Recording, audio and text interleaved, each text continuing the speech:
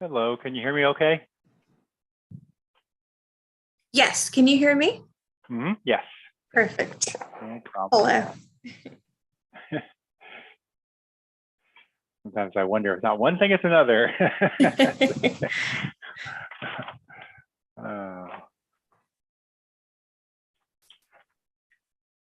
I gave myself enough time, but everything pops up at the last minute. But if everything's working as the messages said, we're recording and we're streaming. Okay, excellent. Should be good.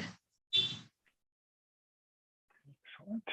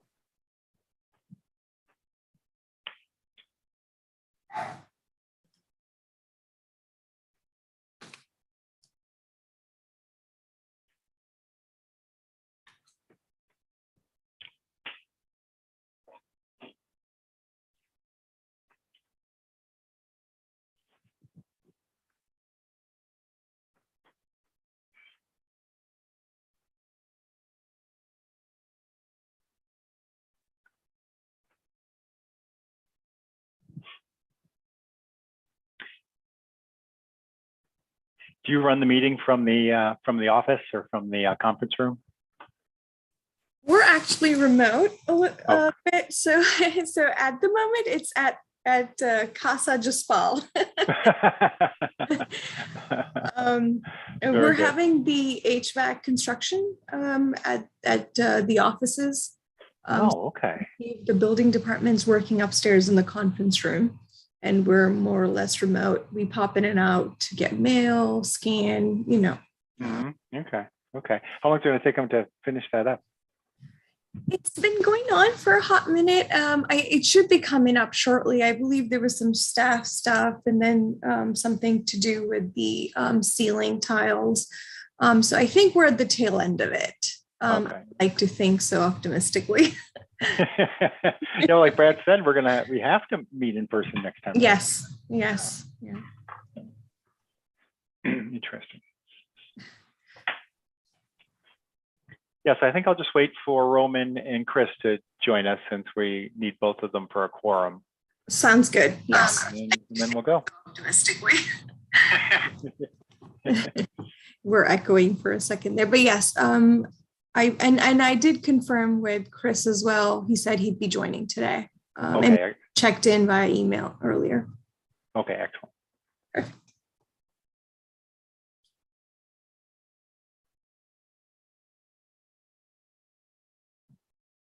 Hey, good evening, Roman.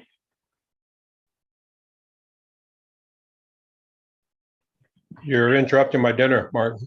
Oh, sorry about that. I know it's important. I know it delays my dinner. It makes me cranky. How can you wait to eat? So sometimes it lasts up to 9 o'clock. Oh, I know. It seems like it's going to be a shorter one. Don't jinx it. Don't jinx it. Don't jinx it. Sorry. Knock on wood. Your heels twice. I'll take this opportunity to introduce you to our principal planner, Avi Epstein, has joined us. Hello, everyone. Hello, good to meet you. Nice to meet you all. I understand we have a smaller crowd here tonight. Yes. A little bit. Yes, just three of us. Okay. Avi, I don't know how I feel about having somebody work with us that has a strange first name. Yeah.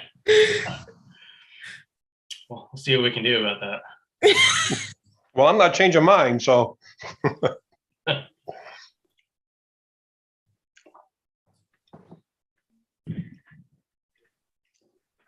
Martin, am I correct? Just the 3 items? Yep, just Yes. three items, right? Pretty straightforward, just all workshop items. One we got.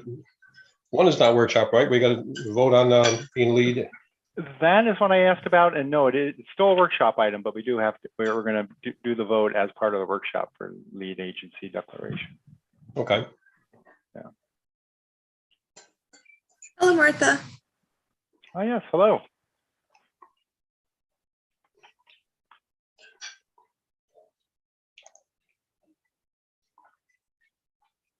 Jocelyn, are you or Brad going to make the presentation? I didn't quite catch that. I will use the opportunity for it being 3 items only, but I believe he'll be joining us perhaps maybe to add additional comments, but I do have the comments and Avi provided most of the comments as well, Okay, if there's any questions. okay, great.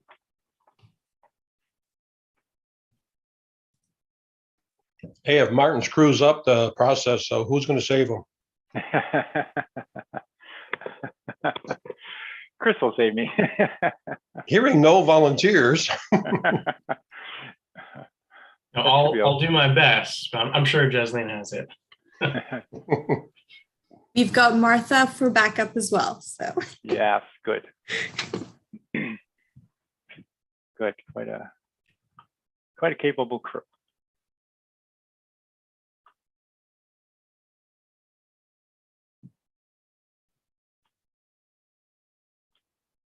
Anyone ever hear from Zach? No? Avi and no? We texted initially, but it's been a minute. I owe a check-in with him. Yasmin posts on LinkedIn all the time. She has all kinds of great things, and it sounds like she's really really staying active in Albany. A lot of them involve Albany, which is nice. I don't look at LinkedIn because I might learn something. You learn too much. That's the problem. It just comes at you like crazy. There's so many great things. Let's see, what time do we have?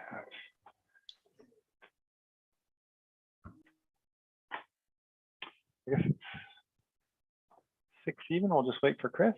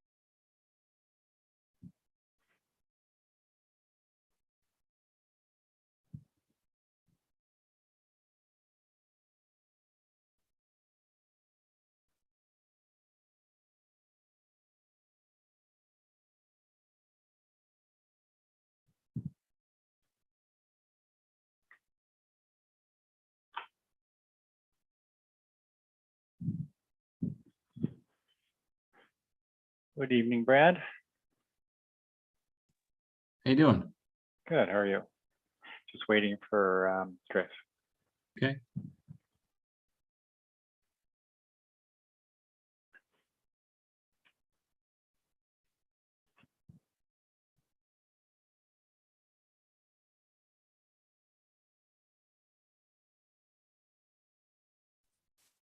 One of the applicants has their hand raised. Name is Jeremiah Manning. It's a zoning map amendment. Okay.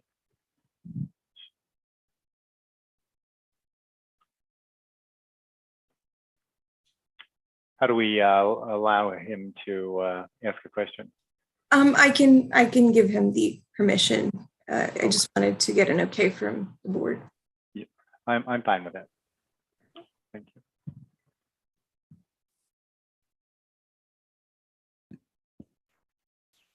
Mr. Manning, you could speak. Go ahead. Yes, thank you. Good evening. I was merely raising my hand to indicate that we are online. We can't apparently, I guess, we can't speak unless you authorize us to. Is that correct? Correct.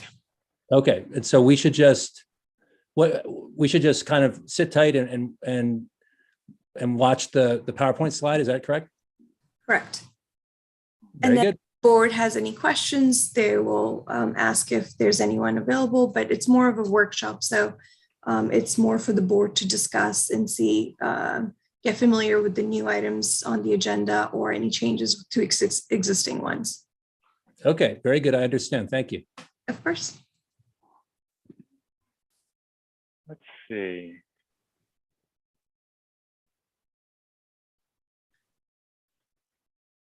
Martin, we have one other applicant. With oh, okay, let's find out what his question is. Go ahead, Tom. Go ahead. Good morning. Good afternoon. I'm Tom McFeeters. I am unclear about this process also, and I'm struck again by how difficult you make it for people from outside to participate in these meetings. First of all, am I allowed to make comments about the item that I signed up for, which is the city missions expansion? Not at a workshop meeting, but if it were a planning board meeting or a hearing, then you'd be able to sign up and make your comments. So this particular meeting is just a workshop meeting, but the 1 in 3 weeks will give you an opportunity to talk.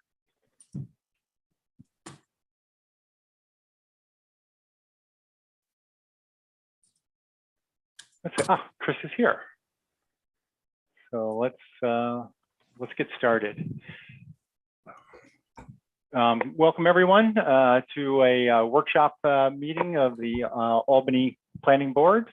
As we were just talking about a minute ago, the workshops are mainly for the planning board and planning staff to have a technical meeting to catch up on new projects and to catch up on new developments for projects that are out there. It's for our technical knowledge and for just kicking things back and forth amongst staff and the planning board. In case we do have a question to ask someone, we occasionally do speak to either applicants or members of the public, but in general, that's not what the purpose of the meeting is. Like I said, that'll be at our next meeting in 3 weeks from now. People have an opportunity to speak.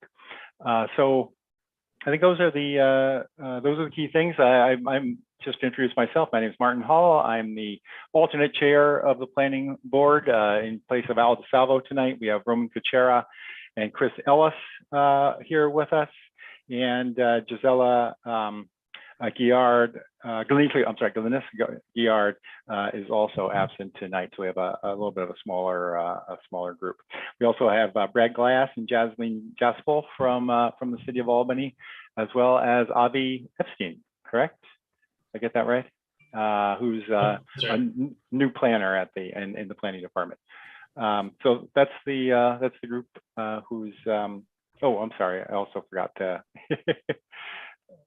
Marcia, who's our general counsel. But anyway, that's the group who's here tonight. We're going to be talking a little bit about 3 projects, and I'll dive right into the first one, which is 257 South Pearl Street, project 00411.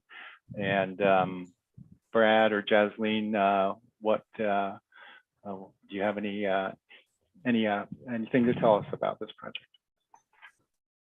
Justine, I'm happy to take it, or you can take it if you're comfortable, whatever you prefer. I'll start. Thank you.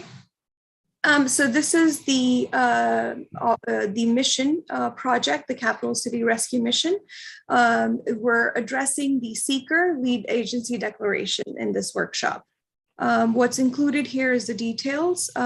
This is the floor plan Just to give you the scale or the scope of the project, there's there's existing building and then proposed building addition. What you cooked the other day? This is some of the drawings that were provided by the applicant. This is the view from the north along Trinity Place. This is at the intersection. Just a reminder of the project and the scope.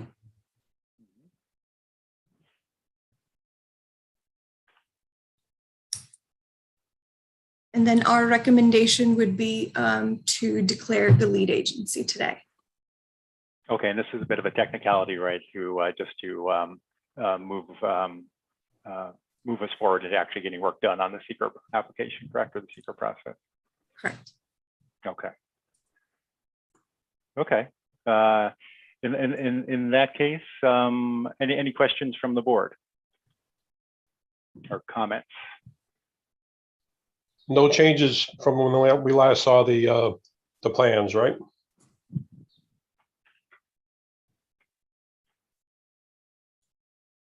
No, no, we're currently working with some of the city departments to get some additional information into the record. There have been concerns that have been expressed regarding potential service provisions that are and contributions to the use, as well as just some community concerns. We're trying to explore those as best we can internally. I believe that Chairman DeSalvo had sent some correspondence to the various departments to collect those records. So really tonight, the seeker review is a type 1 action. It's coordinated between the various boards that have an action to take on this project. In this case, it's the Planning Board and the Historic Resources Commission. So the Planning Board would be taking the lead on this environmental review, looking to the HRC for consent, as well as notifying other interested agencies such as the County Planning Board. And then, as Martin suggested, at an upcoming meeting, the board will have to make a more consequential decision as to whether to make a negative or positive declaration for seeker and moving forward with that process. So that would provide an opportunity for folks from the community to weigh in. We do try our best to keep that dialogue open so the community knows when there is something consequential or not happening at these meetings. As Martin suggested, there's a lot of technical items that need to happen in the course of the process that we do need to get the business done so that the meeting flows and that people will have the opportunity to speak at the appropriate time. So thank you, Brad. I'd be very curious to see, interested to see if we can come up with some peer project experience, from other projects around upstate New York and how they approached a similar situation, as part of seeker. So let's see now. So at this point, I think I will ask for a motion. If there are no other comments or questions. Oh, sorry, Martin. And this may have been identified that it is a type 1 action under seeker, so that the planning board would be declaring their intent to be lead agency of the type 1 action under seeker. Okay. So thank you. So, right, a motion for the planning board to declare itself lead agency under a type 1. So move, Martin. We take lead action for seeker. And Thank second. you. Thank you both. All in favor? Aye. Aye. No, unanimously approved. Let's see, anything else on this project? Not Or anyone? Or Chesley? not at the moment. That's all. Okay, great. Thank you. So we will move on to the next project, project 00475 64th Avenue.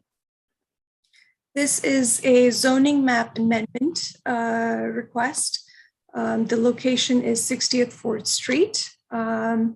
The zoning district currently is a MUFS, mixed use form-based South End.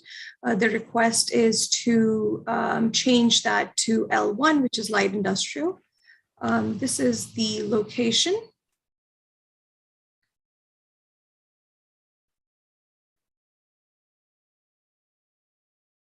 Very good. This is the aerial view.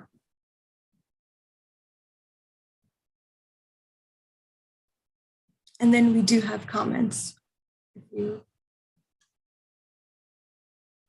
Sure. Why don't we go down through them? We've got plenty of time. Okay, so the parcel has a history of being zoned separately from the properties to the north and the west. It was previously zoned C1. The I1 zoning district would allow for a variety of uses that fall within the light manufacturing definition, not just the flooring installation business. There is a proposed flooring installation business that they're hoping would be the tenant. Per the definition of light manufacturing, any and all future uses allowed in the proposed I1 would only be permitted if they don't ordinarily create noise, smoke, fumes, odors, glares, or health or safety hazards. The proposed zoning amendment would not change the existing community form or general land use pattern from those that are identified in the comprehensive plan. The applicant needs to provide some additional information, some corrected information as well. The applicant needs to address how parking and any potential traffic will be mitigated. The parcel is also within the floodplain overlay zoning district, so the applicant will have to provide within the information as to how they're proposed to make sure they're addressing that. Some of the additional information that they need to provide is an updated dimensions for their project. There are some additional findings as well. It is consistent with the comprehensive plan. It does not conflict with any of the provisions of the USDO or the city's code. It is required by change of conditions, addresses a demonstrative community need. It would improve compatibility among uses and would ensure efficient development within the city. It would result in a logical, orderly development pattern, would avoid significant adverse impacts on the natural environment, including but not limited to water, air, noise, stormwater management, wildlife, vegetation, wetlands, and the natural functioning of the environment. It is compatible with the existing and proposed uses of the surrounding surrounding the subject land and is appropriate zoning district for the land. It would result in development that is adequately served by public facilities, example, streets, portable water, sewerage, stormwater management, solid waste collection, disposal, schools, parks, police and fire, emergency medical facilities, etc. Okay, thank you. Now the slide before this one, staff comments. Have you already made an inquiry to the applicant as to these topics? Have you do they know about them? Not at the moment. They have spoken to Brad, and Brad has provided some guidance early on. But post this meeting, we will be providing updated information, and I'll let Brad interject if there's anything additional. Yeah, just give a general orientation again of how the process will work. And I think the second slide we showed you, those are sort of initial glance. You know, we didn't see any major conflicts. I think the second slide with the text, sorry, that was more of just the criteria that the board, the next slide. Yeah, those are the criteria the board will need to consider in making their determination on this application, and just reminding the board that this is a recommendation from the planning board to the common council, which is the ultimate decision-making entity in a zoning map amendment. Both the planning board application or recommendation and the council's action require public hearings. So it is a little bit more of a drawn out process. And, you know, in most cases, these do require the sponsorship of the council representative that represents that area. I have spoken with Councilman Johnson. I do understand that he was meeting with the property owner and prospective tenant for the property to have a conversation about whether or not this is an appropriate application that he's willing to sponsor. I haven't spoken to him since, but I know that conversation did occur. So I'm looking forward to following up, and hopefully, maybe he'll join us or put something into the record for the next meeting of the board. Excellent. Thanks very much. Anyone, members of the board, any questions or comments at this point? Yeah, I've got a couple. Brad, when the USDO was put in place and the changes, I'm sure there was discussion if this was previously Zone C1, was it just the one tax parcel Zone C1, or was this a larger portion of that area included in the C1? And then looking at our criteria, the next to last bullet about being the appropriate zoning for the site, I'm trying to understand the conclusion why that would be the case if it was determined back when we worked on the new zoning ordinance that it would be the multi-use. It's a great question, Roman. The mixed use form-based, we have 4 form-based zone districts, and I guess in that case, the consultants that worked on our rezoning project drew the boundaries more so of those areas. In a lot of cases, in the other districts in the city, we did a little bit more fine tuning and, looking at what was on the ground, the lot sizes, the uses, conditions. So I think we feel in a couple cases of the form-based zones, they may have drawn the boundaries a little bit broader and a little bit more, aggressively in terms of foreseeing future uses than, we might have suggested. So I think in this case, we're dealing with an existing one-story building, has an industrial history. I'll let maybe Avi step in on the zoning because I think he was the one that looked at the prior maps and called out that C1, but it is directly adjacent to Interstate 787. And it is adjacent to an industrial zone in the south. So we see this more as a boundary adjustment to find a more short-term reuse for the property. There are some considerations with respect to, obviously, in addition to the use that you'll probably hear about in the context of this application, which would be a hardwood flooring contractor that was seeking to locate here. We do need to look at all the uses in that industrial 1 zone and make sure that they're appropriate and compatible with the adjacent uses. We do have 2 industrial zones. It's not an industrial 2 zone, which is much more intensive. The industrial 1 zone, you are going to see more things like light manufacturing, contractor shop and yard, things that, under certain conditions could be reasonably compatible with surrounding uses.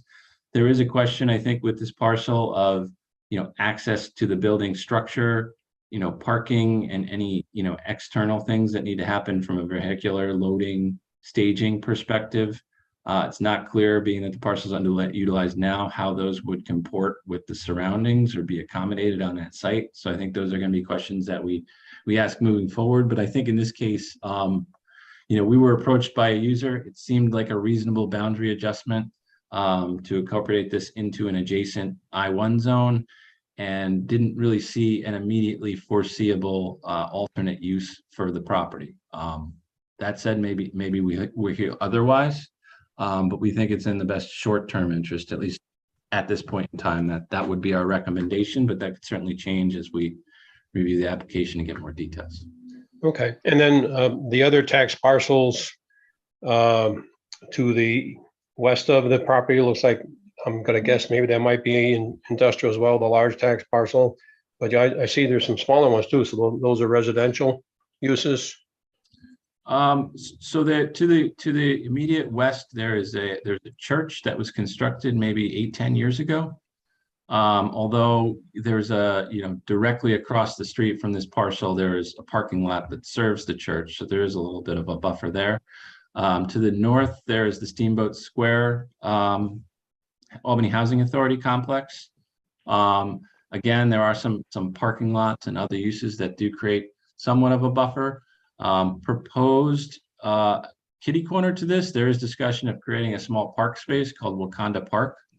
So that's something, that's a part of the conversation here, how that would necessarily comport. And to the south, you really have the interstate. There is a more specifically industrial uses going to the south. And you see that, I don't know how to describe it, a bunch of smaller parcels kind of to the southwest of the starred area. I can't place the exact use, but I believe it's a transfer station or a some years ago there were dumpsters and sort of a garbage related use there. I'd have to get a little bit more info and get back to you on what the specific nature of the use is. I think it's waste management that may run Okay. some sort of a facility there.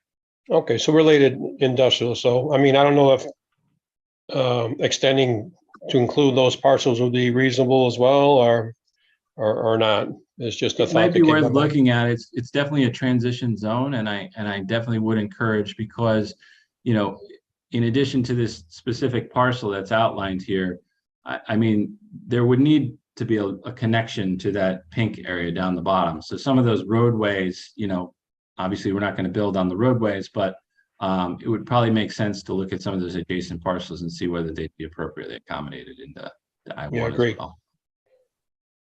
Okay, good. That's all I had, Martin. Okay, thanks very much, Roman.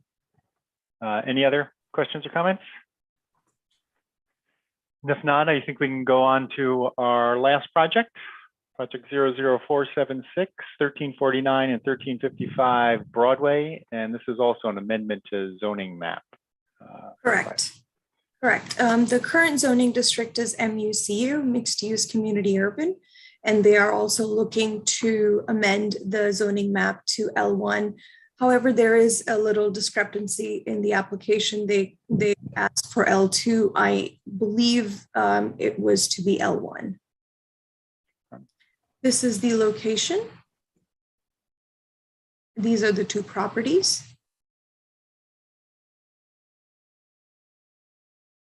Okay.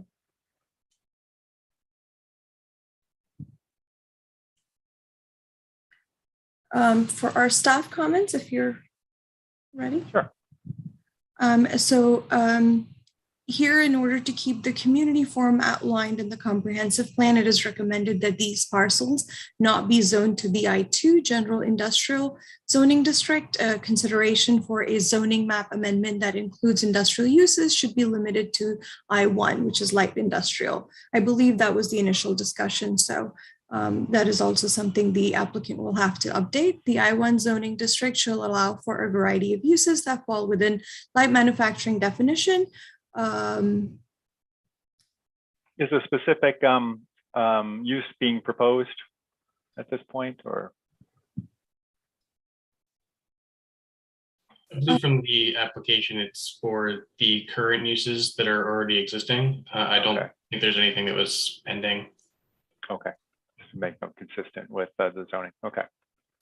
The zoning amendment from MUCU to I1 would not change the existing community form or general land use patterns for those that are identified in the comprehensive plan.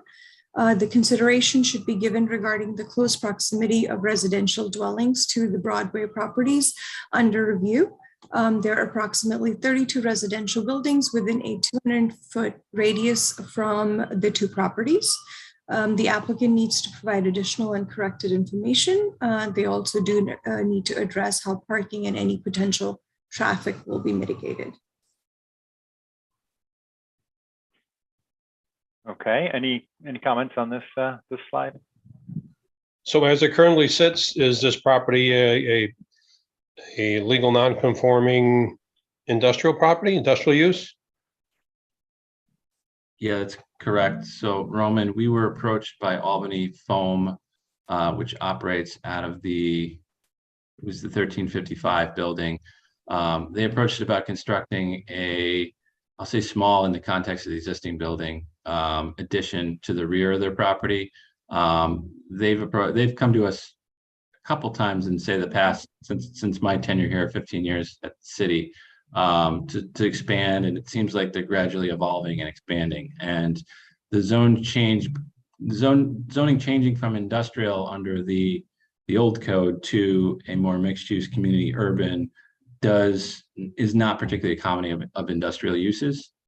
I think the reason that the MUCU zone was employed was, to the south of this property, there was the former Matthew Bender, which is a book publisher, bindery. I'm not sure the exact nature of what they did, but That was more recently occupied by Albany Medical Center as office space.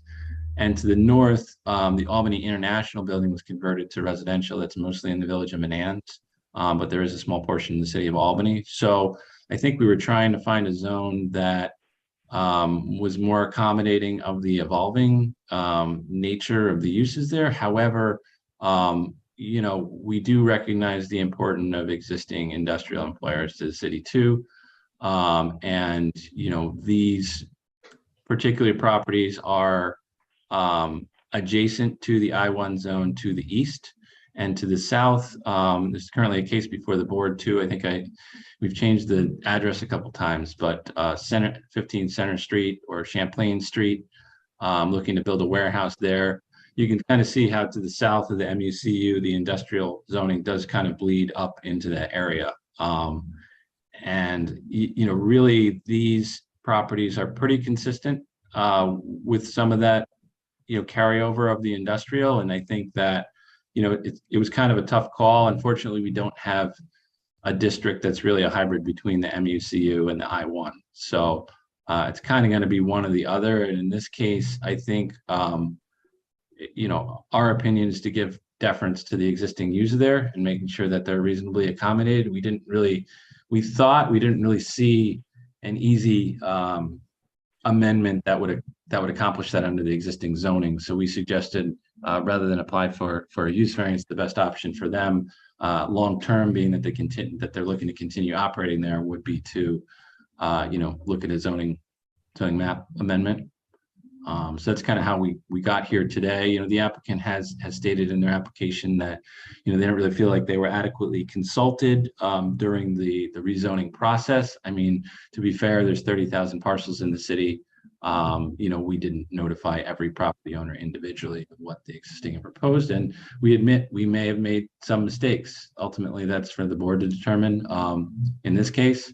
But I think, you know, we've sort of encourage the applicant to make this proposal and see what happens. We have also communicated with Kelly Kimbrough, who's the council member for the area, and he had an open mind about it as well. So, you know, I think we'll hear the applicant's case and we'll go from there. And it is contiguous to the existing I-1 or behind it there to the east. Also, just to clarify in my head, the photo on the left-hand side here, the building on the right is actually not one of the properties, correct? That's in front of the lot that's actually going to be rezoned, correct? Which is a flag lot.